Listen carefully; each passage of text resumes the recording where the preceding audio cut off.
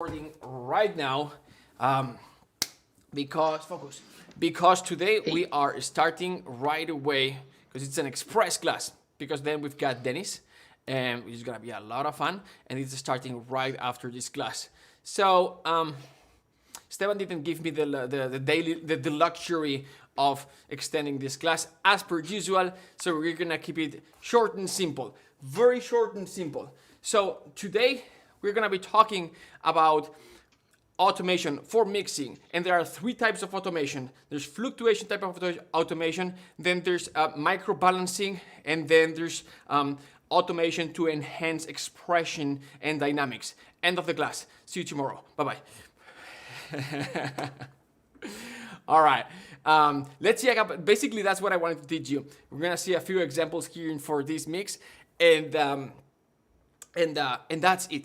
But I just wanted to make a little bit of emphasis, and here's where the class usually, this is the mistake that I make. I took sort of like an intro. I'm gonna keep it short. But basically, when we are mixing, we're like, what reverb, what EQ, what compression should I and there's a technique that doesn't require you use any plugin. Is the cheapest because you don't have to spend any money, and it's the most effective neck with panning. So very effective. And when we are composing, usually we are composing. People sometimes get confused with the composing process, the composing first, then mixing, then mastering. It's like I can't compose and not mix. When we are composing, we are mixing. Obviously, we are mixing. We are balancing things. We are placing the instruments because we are arranging. That's what we are doing. When we are composing, imagine like composing is like the process of the composer plus the orchestra. The orchestra, the musicians, if you've composed something that makes sense and it's balanced in terms of orchestration, the orchestra will balance that because it's a group that the group of good musicians plus that group has been designed and evolved over time to balance with each other. That's why they sit where they sit, and that's why the numbers are exactly that. The 16 violins and then the 2 oboes, just to give you an example, or the let's say the 2 trumpets and the 4 horns. That's there for a reason, right? And so when we are mixing, we are balancing, and panning as well because we position. It's an arrangement. So when we get here at the mixing stage, which is here, we export everything from MIDI to audio sort of thing, and now it's here. Everything's balanced. We shouldn't need to balance anything. But sometimes we do need to rebalance things a little bit. When we are here, we're basically to reposition slightly things a little bit just to find that final 5-10% positioning to make it perfect, and then to open it a little bit, to add those reverbs, to EQ, to find a little bit more space, to reorganize things in a way that makes a little bit more of sense, that makes the music sound bigger, wider, more cinematic, and all that good stuff. So why would we need to use sort of like volume automation to rebalance things? Well, it's just, again, enhancing, making it bigger, making it more interesting. So 3 techniques, three automation techniques that are gonna make a bigger difference, very meaningful difference to your orchestral music when you are mixing. So number one is going to be fluctuation. This is something that Dennis teaches in the Mixing for Composers course, and I've taught for years and years. It's in the original SBO course as well, and it's just basically what this means is you're gonna have this is a MIDI controller, this is a DAW controller, a very cheap one, but it doesn't really matter. The goal here is that we are gonna grab one of the faders, and let me just pause here for a second. If you don't have a MIDI controller, a DAW controller like this one, you can do everything that I'm about to show with the mouse. Right? Just click on that fader.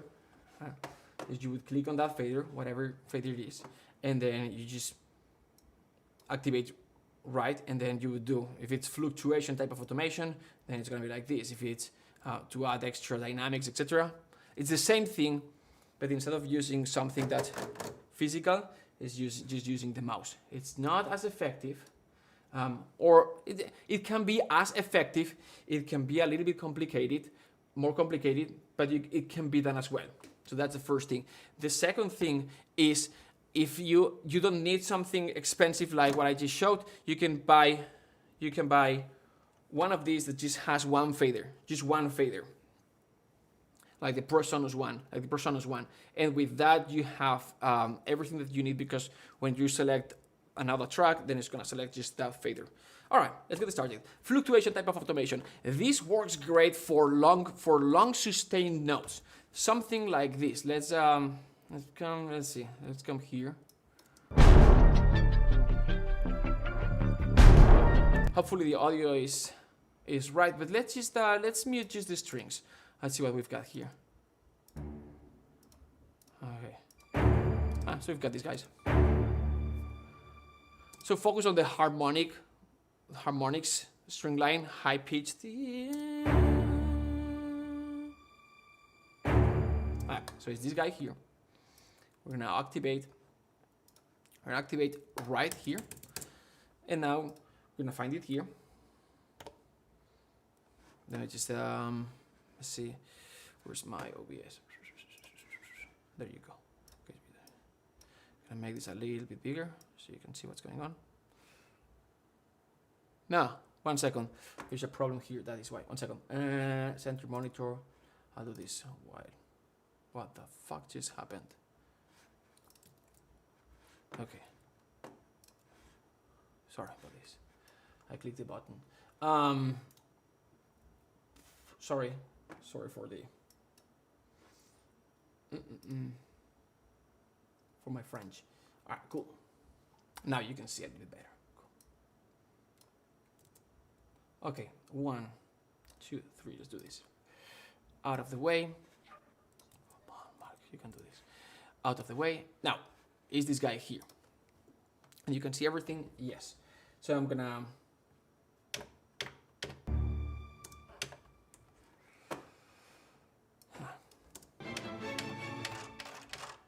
So it's this track here, okay?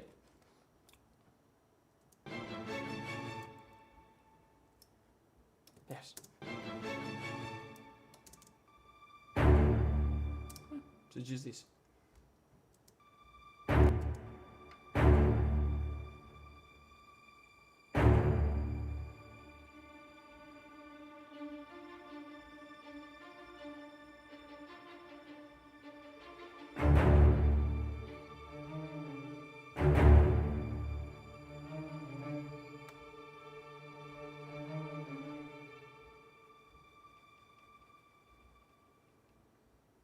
And that's it. As you can see here, there's a little bit of just micro fluctuations.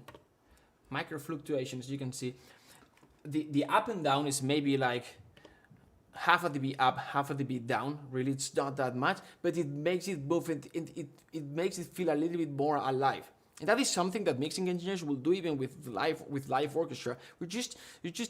Music is vibration, and live itself is vibration, and it's just moving things in a way that, you know, adds a little bit of movement and detail and interest to the mix, makes it, you know, a little bit more unstable, but in a good way. So, see, I'm gonna bring these guys in. So, without. We can see a screen, Marc. Yep, sorry. So with. Let me just get rid of it. Without. With. And if on top of that you do a little bit, see how this goes up and down, following the music or what this specific track needs for this specific moment, then it enhances it a little bit more. So it's like the micro fluctuation plus sort of like so at the micro level, and at the macro level sort of thing, these longer curves, and it all together. And again, it's just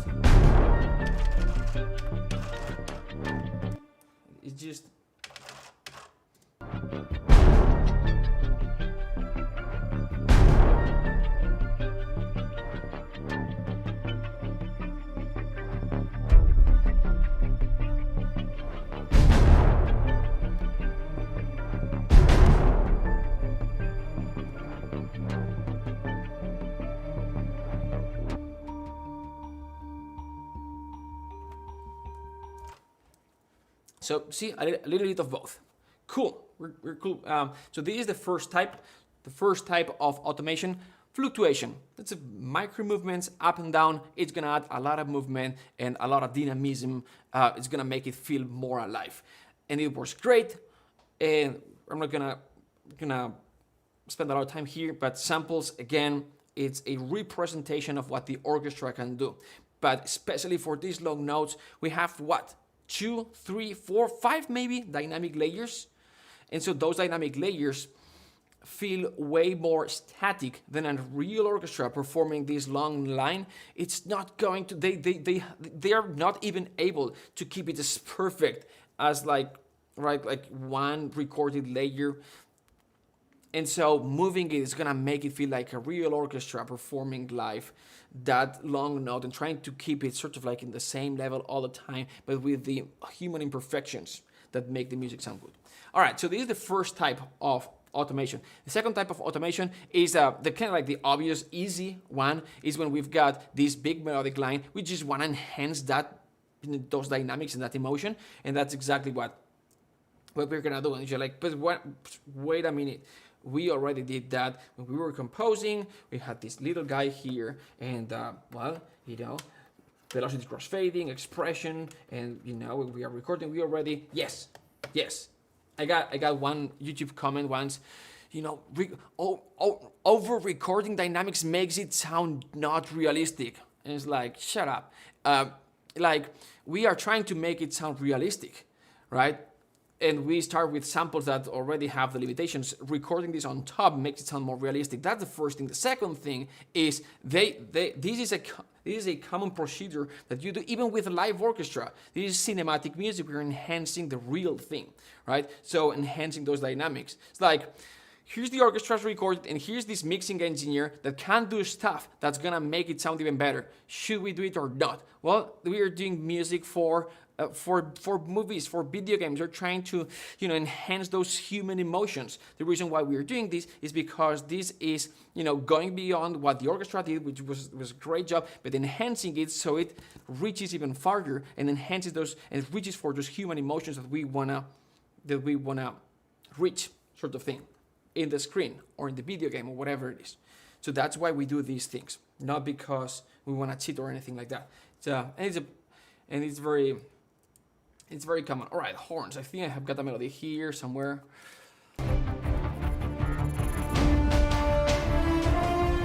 Nah, yeah, this is cool, but I think I've got another one here.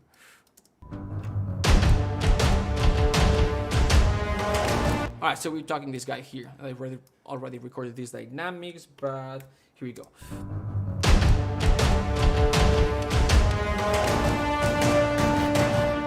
All right. So, 3 notes, it's a melody, it's a motif, and the melody, the shape. What's the shape of the melody? Down. So, up and down. It's basically this, right? Just that's what we're gonna do. So the simple way of like the basic way, maybe too basic way of doing this would be something like this. Crap, where are you? Ah, here. Sorry. Activate. Right, and here we go.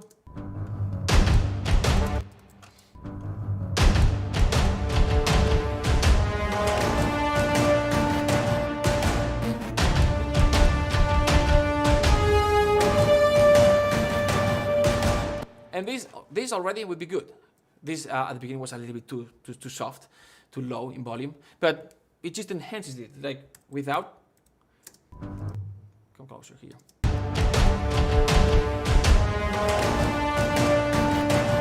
It's good, it has those dynamics, but what if we could cheat and make it even more obvious?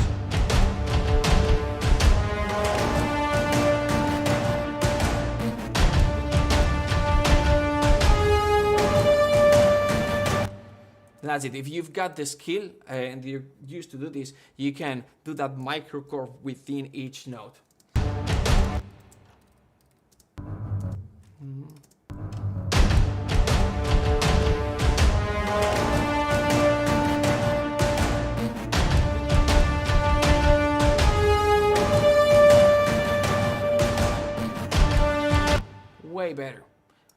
Way better. This needs a little bit more at the beginning.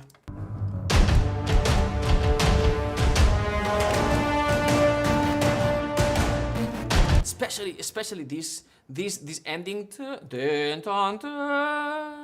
This makes it way more natural sounding. I like it very much compared to not having this. This is going from, let me see, from what? From -1 to -7. So it's a curve that goes down by 5 dBs. It seems like a lot, but it's just 5 dBs. So it's not like all of a sudden we are changing so much, adding so much. So it's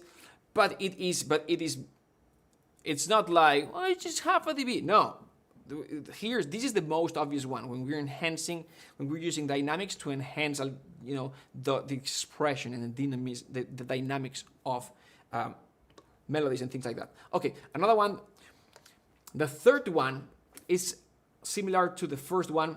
It's not as obvious. It's at the micro level. And it's what I call micro counterpoint. And it's a thing where we sometimes have two ideas going at the same time, and they are competing, or they are sharing. We've got the trumpets here at this moment, then we've got the percussion and trumpets, percussion, or we've got this cello line, then we've got this pulsing bass, the cello line, pulsing bass, right? And they're competing with each other, and it's a counterpoint, right? And we've composed it in a way that makes sense, and it's easy to hear each one of the ideas. But when we get to this point, we are mixing, and it's like, let me make a little bit of a space. Each time, one of the lines need to stand out a little bit, and it's just doing that. So let's just find a spot somewhere. Let me see.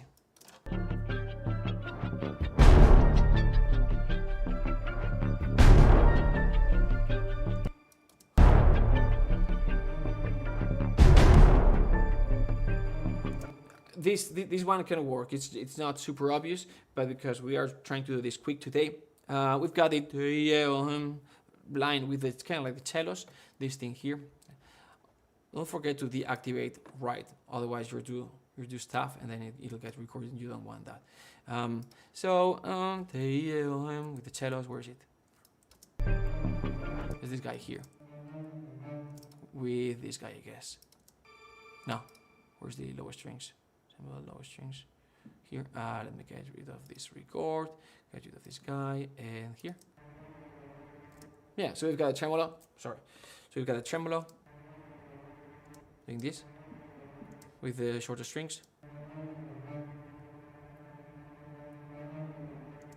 And what else we've got going on? We've got that pulsing bass thing. It's down here somewhere. This guy. So it's basically these two elements, and then we've got more stuff. But in that range, in terms of in the mid-low, we've got these two elements. Get rid of this guy.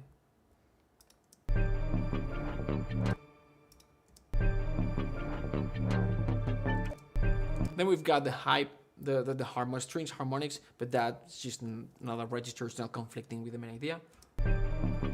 So let's just do that. I'm gonna push it a little bit, and then that moment we're gonna bring it down, just the pulsing bass, subtle, maybe 2-3 dBs. So let's start with that. Let's start with maybe just bringing down the pulsing bass in that moment. Maybe it's effective enough. So I'm gonna activate right here one more time, and then we're gonna come here so you can see what I'm doing. I'm gonna find this track. It's here. All right. So basically, here's where I have to bring it down.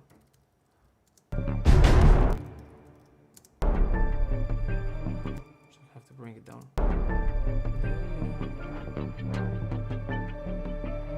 Alright, here we go. I'm gonna make this bigger so you can see. And I'm gonna bring this up a little bit. And one.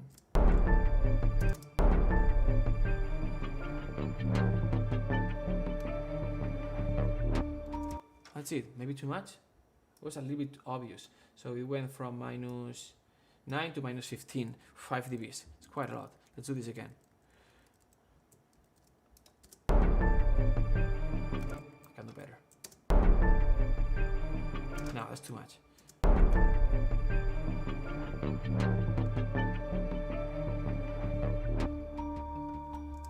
That's basically it. Let's see.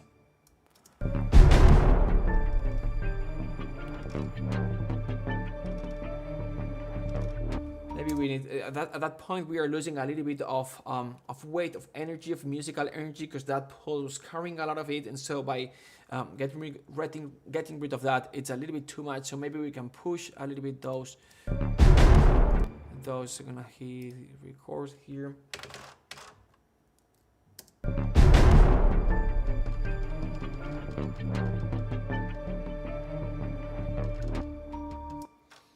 And that's what we did here. Maybe the tremolos a little bit as well. This guy here. Record. This guy is here. That was too much. That was clearly too much. What?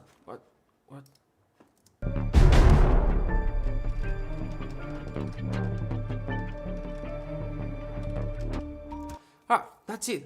But that part here, which is seems not very important. It's super important actually, because this is the motive that it's here at second. What second? Seconds. It's here at second 53, and then this is what the piece. The piece evolves and develops from this motif from here till the end for the next minute and a half. So it's very important that we can hear this motif clearly, because it's everywhere after it appears here for the first time, and it's the motif that opens the next movement of the next piece.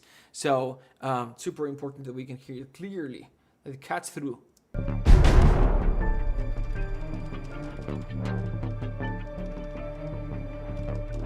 Much better, like before. Even, here you go, before.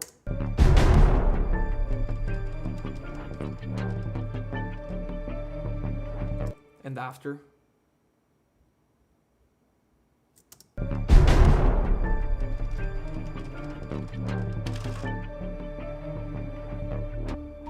Much better. Subtle but meaningful, much better.